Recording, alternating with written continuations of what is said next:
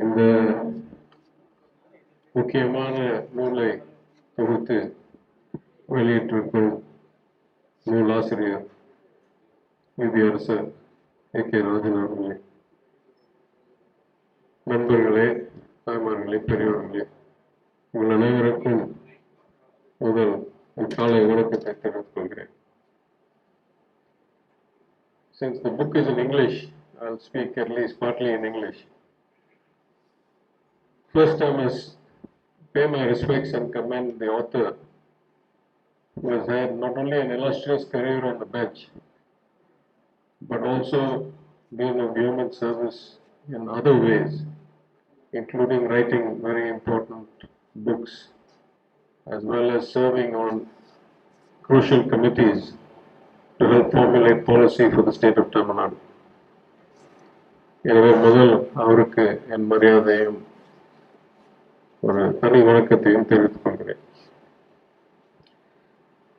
I got a copy of this book pre-publication, I think about a week ago. Unfortunately, the assembly was in session for the supplemental demands, and we had a few other developments. So I was only able to skim through the book. But in skimming through the book, I must say it is a book after my own heart. தினமும் நான் செய்கிற பணியில் இந்த முக்கியமான கருத்துக்கள் எனக்கு பளிச்சென்று என் நினைவிலும் என் செயலிலும் ஒளிபரப்பிக் கொண்டே இருக்கின்றன. I'm sure for those of you who have already seen a preview, the title is part of a statement attributed to a judge in the United States that says the Constitution is not what it is, it's what we say it is, which is effectively the value of interpretation, the enormous value of interpretation, the enormous responsibility of interpretation that is laid on the shoulders of the honorable judges in any democratic society. I say this book is close to my heart because on a daily basis I can see how this great responsibility is used, is neglected, in my opinion, in some ways misused, and I won't go so far as to say the next word, but in some cases completely put in cold storage. We know of so many cases which have serious constitutional implications, which are going to the core in the Constitution, the allegedly inalienable values, what I think the basic structure of the Constitution, and yet not a single hearing has been heard in the Supreme Court, or maybe they've started to hear 5 years later or 6 years later after the hearing has effectively become infructuous. We see other cases where, in my opinion, there's significant overreach. For example, I have been on record asking why the question of whether politicians proffer freebies during an election campaign is a justiciable matter. On what basis is this in any democracy? Is the court appointed as the chaperone between the electors and those seeking election? I see hundreds of files, in the 5,000 or so files I've seen in the job as Minister for both Finance and Human Resources. I see hundreds of files where it is not at all clear to me where is the line the Constitution draws between the legislature, the administration and the judiciary. Judgments go to such level of detail about one person, one job, one date of service, one increment, one promotion. I mean, it's amazing. And therefore I'm on record. In the assembly multiple times I'm on record that today we don't know where the line is. Where is the line that separates the roles and responsibilities of the legislature, of the judiciary and of the administration? Possibly the lines between the legislature and the administration were already getting blurred after things like the Anti-Defection Act. The role of the legislature has been greatly curbed. But the line between the administration and the judiciary is increasingly getting blurred every day, in good and bad ways, meaning in ways that the overreach is there, and then in ways where there is a reverse, where the judge refuses to step into something they should look at. There are also interesting cases where one questions the neutrality of the judge or the bench because the judgments are seemingly contradictory to each other, or they create interpretation, as in many cases in this book, of whether the Constitution still applies or the interpretation that 99% of the people have matches that of the judge or judges writing this judgment. I'm a member of a group of ministers in the GST Council that is looking into the taxation policy on horse racing, gaming, and casinos. In the last, I would say, group of ministers has been looking at this issue.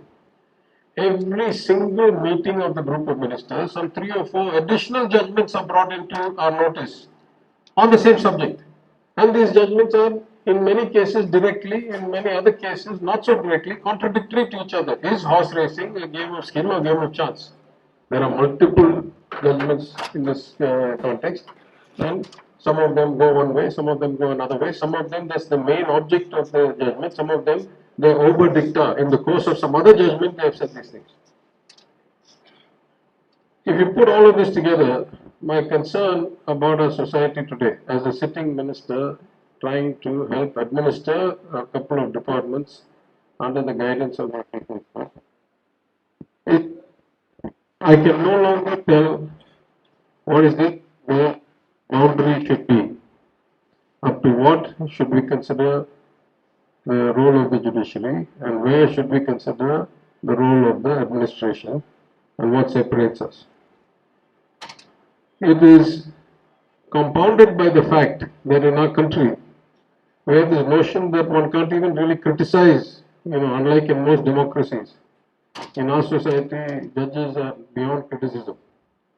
And so if the judgment doesn't fit some, logic or constitutional model or interpretation, there's not much one can do or say about it. One can gently mention in some newspaper editorial, and that's the extent of it. I used to live for many years in the United States, and for good or bad, a lot of the founding principles of the country revolved around the justice system, and in many ways, including the title of this book, the rulings of the US courts have standing around the world. Of course, we've all heard of the justice delayed is justice denied quotation, which is 100% true. But I want to mention another kind of quotation from the US. There is in Jersey City, New Jersey, which was once one of the big thriving cities of the United States, because that's where the people coming off the boats from Ellis Island used to go. And there's a very old, famous courthouse there, and it has a stone inscription on the face. And it says, "Precedent sets law. If you stand well, stand still." It is a call for judges to understand that every time they open their mouth, every time they answer, at least at that level, it's a superior court of New Jersey. And so this notion of restraint, of truly checking precedents, of being wary of creating new precedents, I think is becoming of a judge. நீதி அரசர்களுக்கு அழகாக இருக்கும் என்று கருதுகிறேன். Anyway, in these difficult times, I think such books are crucial to the public debate and to the strengthening of democracy. So once again, I congratulate, thank, commend the author, Dr. Justice A.K. Rajan. I thank the organizers for arranging this function, for inviting me. I'm privileged to share the stage with such a distinguished group of guests for this event. I'm happy to be with all of you this Saturday morning. And one day, I hope that we will find more and more hope in our justice system because of debates like the ones this book should create. Thank you very much.